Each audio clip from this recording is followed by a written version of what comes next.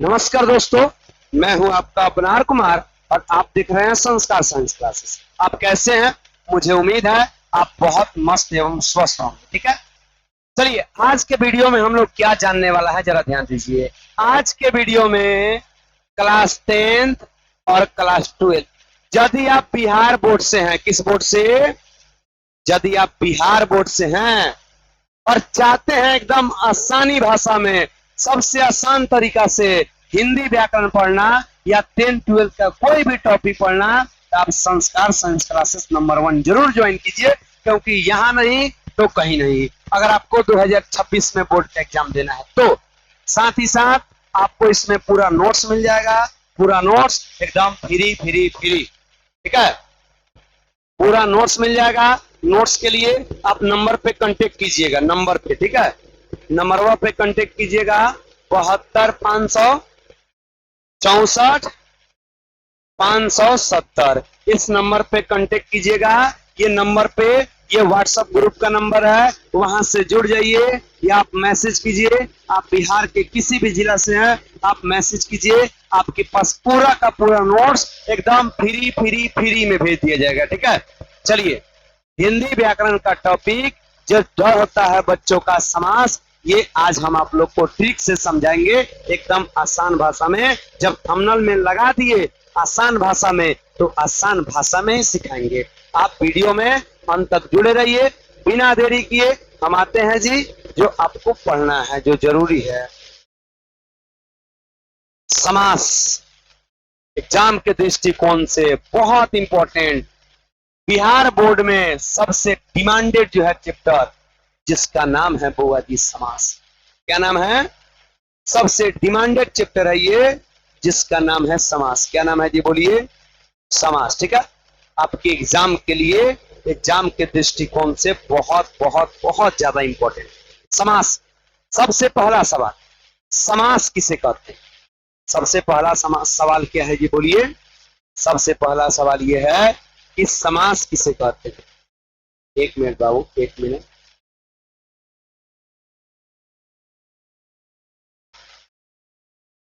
हाँ जी, सबसे पहला सवाल कि समास किसे कहते हैं?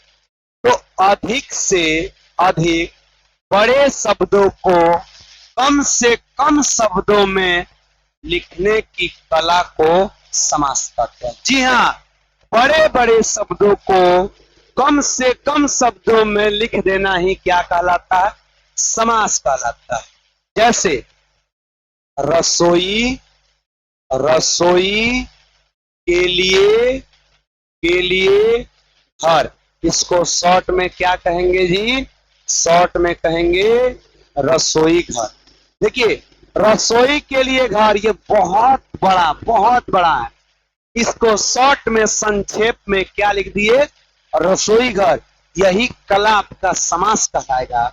जैसे हम बोले बाबू, हम बोले धर्मों का, याद रखिएगा, धर्मों का शाला, इसको क्या कहते हैं जी? इसको शॉर्ट में कहेंगे धर्मशाला।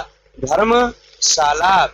10 है आनंद जिसका, 10 है आनंद जिसका, साक्षात उनको रावण कहेंगे। यानी बड़े बड़े शब्दों को नेत्र से हीन, नेत्रहीन कहेंगे। बड़े बड़े राजा का पुत्र, राजपुत्र, बड़े बड़े शब्दों को शॉर्ट में लिख देना ही क्या कहलाता है? बोलिए, समास। अर्थात एक और डिफिनेशन है बाबू, कौन सा?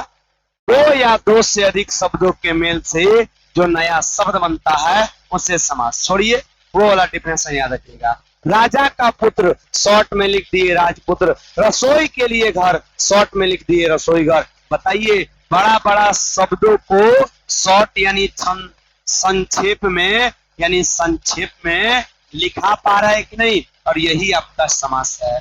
याद रखिएगा, नोट की बातें दिमाग में जरूर गोट रखिएगा कि समास का शाब्दिक अर्थ क्या होता है। संक्षेप, आपके बोर्ड एग्जाम में 12th और 10th में बुआ जी बहुत बार सवाल पूछा है कि समास का शाब्दिक अर्थ क्या होता है। आप संक्षेप मारिएगा, संक्षेप का अर्थ होता है छोटा रूप। क्या होता है जी? छोटा रूप। आप ही बताइए, समासवा छोटा रूप बना रहा था कि नहीं? बिल्कुल बना रहा था जी। ठीक है, ध्यान दीजिए। आप समास के प्रकार बाबू, समास कितने प्रकार के होते हैं? तो हिंदी में बुआ जी समास 6 प्रकार के होते हैं। कितने प्रकार के होते हैं? 6 प्रकार के। एक कहिएगा सर हमारे गुरुजी तो 7 प्रकार बताए हैं, अभी भी बताएंगे बाबू आपको। एक और होता है बुआ जी नए समास, जिसको लेकर आपका समास, ये नए समास से वो जोड़ दीजिएगा, जिसको लेकर समास 7 प्रकार के हो जाते हैं। सारी बातें बताएंगे, लेकिन आपके लिए वो ज्यादा इंपॉर्टेंट नहीं है। ज्यादा इंपॉर्टेंट ये समास का 6 प्रकार है। समास कितने प्रकार के? 6 प्रकार के। कौन कौन सा? अव्ययी भाव समास, द्वंद्व समास, द्विगु समास, तत्पुरुष समास, बहुब्रीहि समास और कर्मधारय समास। आपके एग्जाम के लिए बहुत इंपॉर्टेंट है बाबू। समास 6 प्रकार के, अव्ययी भाव, द्वंद्व, द्विगु, तत्पुरुष, बहुब्रीहि और कर्मधारय। और इसके सभी एग्जाम्पल से बुआ जी, इसके एग्जाम्पल से भरपूर सवाल आते हैं। जिन सवालों का जवाब आप सही ढंग से नहीं दे पाते हैं, यकीन मानिए इस वीडियो के माध्यम से तमाम सवालों का जवाब आप सही ढंग से दे पाइएगा। देखिए एक नए समास है बाबू, जिसको लेकर समास सबका 6 प्रकार के हो जाता है। समझिए अव्ययी भाव समास एकदम हॉट ट्रिक के साथ, आपको पूरा का पूरा ट्रिक में बाबू समझ में आ जाएगा अव्ययी भाव समास। देखिए पहला तीर, पूरे समास में जो पहला तीर हम मार रहे हैं याद करने वाला है, बाकी सब समझने वाला, ठीक है। पर इसमें यानी अव्ययी भाव वाले समास में पहला, प्रथम यानी पूर्व पद की प्रधानता होती है। आपके एग्जाम में कितनी बार पूछा है किस समास में प्रथम पद प्रधान होता है? आप कहिएगा गुरुजी अव्ययी भाव समास में। बिल्कुल, अव्ययी भाव प्रथम, अव्ययी भाव वाले समास में प्रथम पद यानी पूर्व पद की प्रधानता होती है। एग्जाम के दृष्टिकोण से बहुत इंपॉर्टेंट है, ठीक है। और समझिए अव्ययी भाव वाले समास में उपसर्ग लगा होता है। अब भाई उपसर्ग क्या है? अरे अभी अभी आपको बताए हैं जी, ये उपसर्ग क्या होता है जरा ध्यान दीजिए। किसी भी शब्दों के पहले जुड़कर उस शब्दों के अर्थों को बदल दे, वही उपसर्ग कहलाता है। जैसे बुआ जी ज्ञानी लिखा हुआ है, ज्ञानी का मतलब क्या होता है?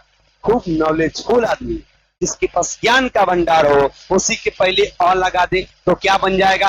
अज्ञानी, मतलब मूर्ख व्यक्ति, ज्ञान जिसके पास नहीं हो। अर्थ अलग अलग हो रहा है कि नहीं? वही बुआ जी ज्ञानी के पहले अ लगा दिए, अज्ञानी बदला, एकदम इसका अर्थ जमीन आसमान का इसके अर्थों में फर्क हो गया। तो देखिए बुआ यही है उपसर्ग। उपसर्ग इसमें कौन है? अ है, क्योंकि किसी शब्द के पहले जुड़कर उस शब्द के अर्थों को बदल देता है, ठीक है। याद रखिएगा बाबू, यहाँ बहुत इंपॉर्टेंट है एग्जाम के दृष्टिकोण से। जैसे हम आपको बोल रहे हैं बुआ वार, वार, वार क्या है? वार का मतलब मार काट की भावना। इसके पहले बुआ अगर परी लगा दे, क्या बन गया? परिवार। परिवार का मतलब प्रेम की भावना, परिवार का मतलब प्रेम की भावना। याद रखिएगा बुआ, वार के पहले यदि परी लगा दे, परिवार बन गया, मतलब प्रेम की भावना, और वार का मतलब युद्ध की भावना। अंतर हुआ कि नहीं? इसमें क्या जुड़ा? तो परी, तो ये परिवार क्या बन गया जी?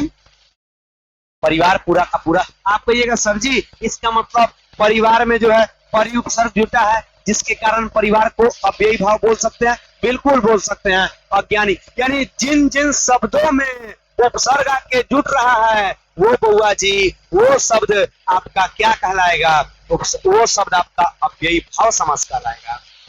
अगला तीर देखिए, अव्ययी भाव वाले समास में प्रथम पद की शुरुआत छोटे शब्दों से होती है। अरे उपसर्ग छोटे ना है जी, आप एक बार देख लीजिएगा। इसमें एक ही शब्द बार बार आते हैं, मतलब दो समान शब्द। आपको पहचानने का 2 ट्रिक है। ट्रिक नंबर 1, जिसमें उपसर्ग लगा हो। क्या लगा हो जी? उपसर्ग लगा हो। ट्रिक नंबर 2, जिसमें बार बार कोई शब्द आए, एकदम रिपीट शब्द, एकदम कोई शब्द रिपीट हो बार बार। बार बार कहने का मतलब जैसे कभी कभी, बोलिए रिपीट है कि नहीं?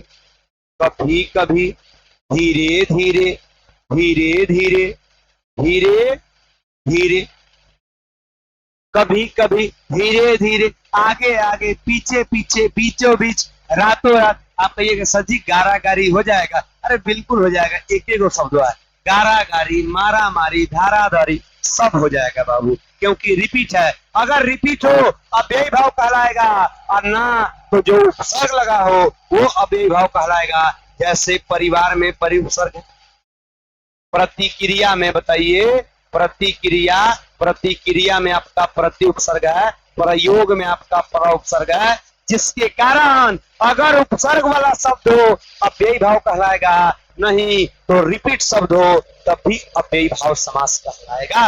अव्ययी भाव का टेंशन यहां से खत्म। जैसे देखिए इसके एग्जांपल, बेईमान बे उपसर्ग, बेरोजगार बे, बेरहम बेवफा। आप बताइए बेवफा होगा कि नहीं? एकदम हो जाएगा। क्यों? क्योंकि बेवफा में बे उपसर्ग है। बेफायदा, बेखटे, भर पेट, भर दिन, भर मार, भर द्वाज, प्रतिकूल, प्रतिवर्ष, दिस दैट, सब कुछ जो नंबर आपको दिए हैं उस पे आपको इसका पीडीएफ मिल जाएगा बाबू। मैसेज कीजिए, घर बैठे आराम से लिख लीजिएगा, ठीक है। रिपीटेड, आगे आगे, धीरे धीरे, कभी कभी, रातों रात, बीचों बीच, बातों बात, हाथों हाथ ना होना जाएगा जी, क्योंकि रिपीटेड शब्द है। तो जो रिपीटेड शब्द है अव्ययी के पास है, बात खत्म। चलिए दूसरा जानते हैं बुआ। कुछ कुछ आजन्म, अनुराग, आमरण, आजीवन, परिवार, अरे उपसर्ग से बना है, आप ठीक से देख लीजिए, ठीक है।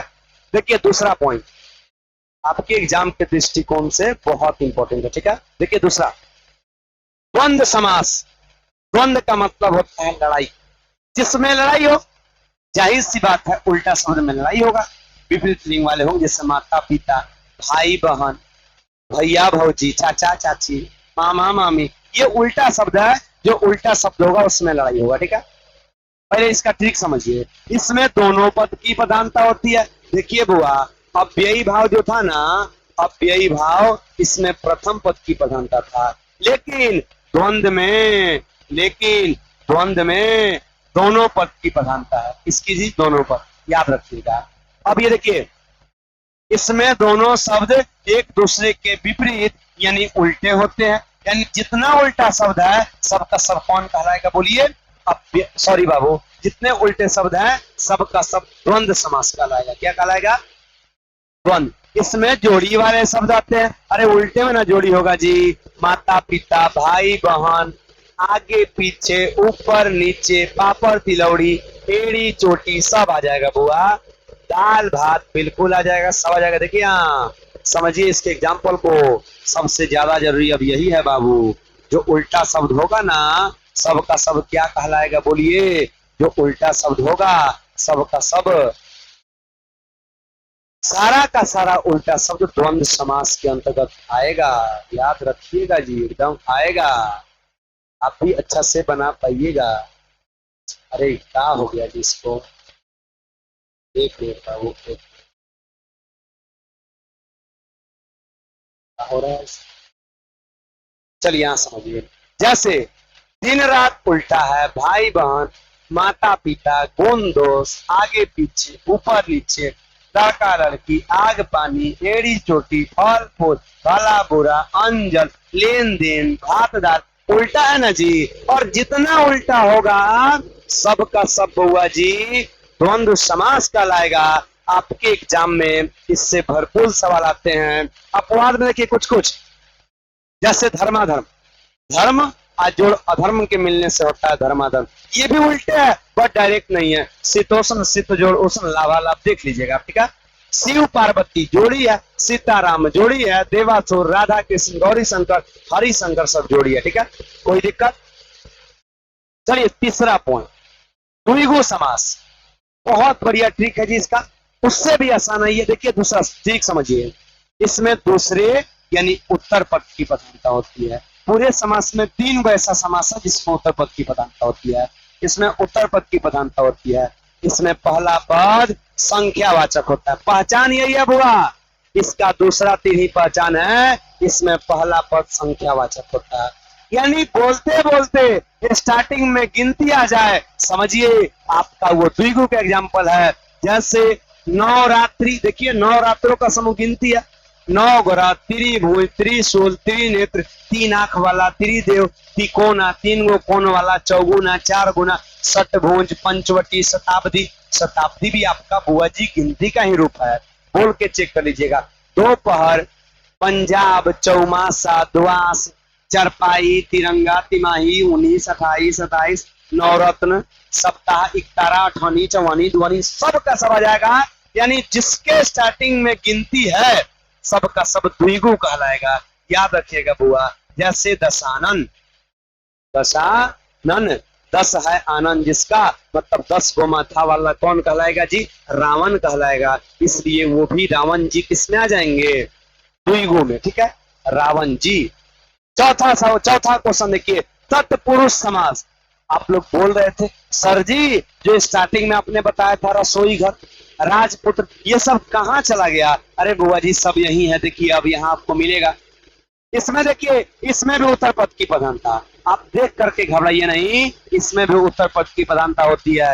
यानी किसी भी समास में, याद है कि सॉरी बाबू, द्विगु समास में तत्पुरुष समास दोनों में एक ही पद प्रधान होता है, उत्तर पद। बहुत इंपॉर्टेंट है एग्जाम के दृष्टिकोण से। ठीक है, फिर याद रखिएगा, पहचान देखिए, तत्पुरुष समास कारक चिन्ह यानी विभक्ति चिन्ह पर कार्य करता है। विभक्ति चिन्ह, कारक चिन्ह तो आपको पता ही है, कर्ता ने, कर्म को, में, को, पर, के लिए, को के लिए, ये सब का सब कारक चिन्ह है बुआ। यानी जिनको तोड़ने के बाद अगर आपको कारक चिन्ह मिल रहा है, समझिए वो एग्जाम्पल तत्पुरुष के पास है। जैसे राजपुत्र, तोड़िएगा, राजा का पुत्र, का मिला जिसके कारण ये उसके पास है। आप ही बताइए, आप देखिए, रोग से ग्रस्त रसोई घर, रसोई के लिए आपका कारक का चिन्ह है। आप ही बताइए, क्या माता पिता को तोड़ने के बाद, माता पिता शब्दों को तोड़ने के बाद क्या आपका कारक मिलेगा? ये माता का पिता नहीं थी, ये माता का पिता नहीं है, माता पिता अलग शब्द है। क्या भाई बहन को तोड़ने के बाद कारक मिलेगा? नहीं मिलेगा, प्रतिदिन में भी नहीं मिलेगा। इसलिए जिसको तोड़ने के बाद कारक मिलेगा, कारक का चिन्ह, समझ लीजिए आपका तत्पुरुष समास बन गया। ठीक है, नेत्रहीन, नेत्र सेहीन, वनवासी, वनों का वासी, पाठशाला, गौशाला, नरोत्तम, नरों में उत्तम, पुरुषोत्तम, पुरुषों में उत्तम, राजा का दूत, राजदूत, काम चोर, काम से चोर, देह चोर, देश, आनंद मग्न, आनंद में जो है मग्न, धन रहित, राजकन्या, वीर कन्या, देशभक्त, सबका सब कौन सा समास कहलाएगा जी? सबका सब तत्पुरुष समास कहलाएगा, तत्पुरुष। ठीक है, बहुत इंपॉर्टेंट है। यानी तत्पुरुष समास किस पर कार्य करता है? विभक्ति चिन्ह पर कार्य करता है बाबू, कारक चिन्ह पर कार्य करता है, बहुत इंपॉर्टेंट। ठीक है, पांचवा समझिए, पांचवा कर्मधारय समास। बस इसके बाद एक और है, बस कर्मधारय समास बहुत इंपॉर्टेंट है। इसमें उत्तर पद की प्रधानता देखिए, 3 गो ऐसा समास है, 3 गो जिसमें उत्तर पद की प्रधानता। कौन कौन? द्विगु, तत्पुरुष, कर्मधारय। अब यही भाव में तो प्रथम पद प्रधान, द्वंद्व समास में दोनों पद प्रधान, समझ में आ रहा है ना? और इस समय उत्तर पद की प्रधानता। ठीक है, अब ठीक समझिए, इसमें किसी की विशेषता बताई जाती है।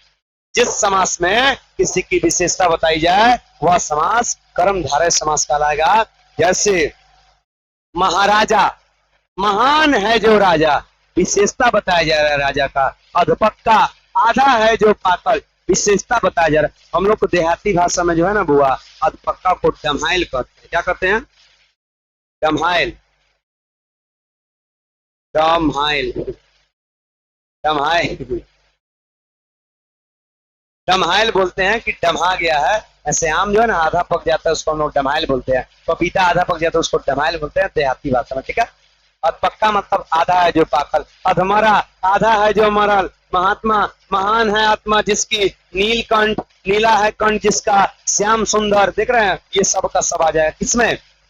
कर्मधारय में। आप कहिएगा गुरुजी ये सब हम कैसे पहचाने? ठीक कोई बताइए। देखिए, जिन शब्दों के बीच में है जो मिले, क्या मिले जी? है जो, आप समझ जाइए वो तत्पुरुष, सॉरी आप समझ जाइए कर्मधारय समास है। देखिए है जो मिलेगा, महाराजा, महान है जो राजा मिल रहा, अधपक्का आधा है जो पाकल, अधमरा महात्मा, महान है आत्मा जिसकी, नीलकंठ नीला है कंठ जिसका। जिनको तोड़ने के बाद है जो मिले, समझिए कर्मधारय कहलाएगा। ठीक है, चलिए ध्यान दीजिए, बहुब्री आपके एग्जाम के लिए सबसे ज्यादा इंपॉर्टेंट। आप जितना भी आना चाहते हैं उतना भी आ लीजिए, आपके एग्जाम के लिए सबसे ज्यादा इंपॉर्टेंट इस समास में कुछ है तो ये बहुब्री समास है। क्यों खास है इसका वजह आप इसमें जरूर जान जाइएगा। देखिए सबसे ज्यादा सवाल, यानी बुआ जी अगर आपके समास में 6 गो सवाल है, यकीन मानिए उसमें से 3 गो सवाल होगा वो इसी पॉइंट से होगा। ठीक है, सबसे लास्ट पॉइंट सुनिए। पहला, इसमें कोई पद प्रधान नहीं होता है, इसमें अन्य पद की प्रधानता होती है, कोई पद प्रधान नहीं। अव्ययी में प्रथम पद की प्रधानता, द्वंद्व में दोनों पद प्रधान, द्विगु में उत्तर पद, तत्पुरुष में उत्तर पद, कर्मधारय में उत्तर पद, लेकिन बहुब्रीहि में कोई पद प्रधान नहीं होता है। ठीक है, इसमें देवी देवताओं का नाम आता है। ओहो, शायद देवी देवता के चलते ही कोई मंत्र काम नहीं कर रहा है, याद रखिएगा, इसमें देवी देवता का नाम आता है, और जब भी देवी देवता का नाम हो सबका सब बहुब्रीहि कहलाएगा। ठीक है, जैसे लंबोदर, गणेश की बातें हो रही है, पीताम्बर भगवान जी हैं जी, कोई त्रिनेत्र शंकर भगवान की बातें हो रही है, चंद्र ये भी है, दशानन भी रावण भगवान है, नीलकंठ ये भी भगवान है, पंकज, दिनेश देखिए सूर्य भगवान है, बीना पानी सरस्वती जी है। आप बोल कर देख लीजिए, इसमें सब का सब भगवान का नाम आएगा। जिसमें क्यों ज्यादा इंपॉर्टेंट है आप समझ चुके हैं, क्योंकि इसमें भगवान का नाम है, इसलिए बहुत ज्यादा इंपॉर्टेंट बन गया है। आपके एग्जाम में बहुत बार पूछा है जी, लंबोदर में कौन सा समास है, पीताम्बर में कौन सा समास है, याद रखिएगा। अगर देवी देवता का नाम मिले समझ जाइए बुआ जी कि बहुब्रीहि समास है, और बहुब्रीहि में कोई पद प्रधान नहीं होता है, देवी देवता के नाम आने की ही वजह से। एक दो नोट है, याद रखिए, इसमें किसी शब्द का मतलब अलग हो जाता है। आप दिनेश बोल रहे हैं, सूर्य भगवान पर चले गए, एकदम अलग हो जाता है। ठीक है, एक और नोट याद रखिए, द्विगु, तत्पुरुष तथा कर्मधारय समास में उत्तर पद की प्रधानता होती है। हम आपको बता दिए हैं बुआ जी। अगर आपको इस वीडियो से थोड़ा सा भी सीख मिला है, आपसे विनती है इसको ज्यादा से ज्यादा जो है शेयर कीजिए, चैनल को लाइक सब्सक्राइब जरूर कीजिएगा। जब हम ऐसा ही आप लोग ज्यादा से ज्यादा शेयर कीजिएगा, हम आप लोग के बीच ऐसा ही वीडियो लाते रहेंगे। जय हिंद दोस्तों, मिलते हैं अगले वीडियो में।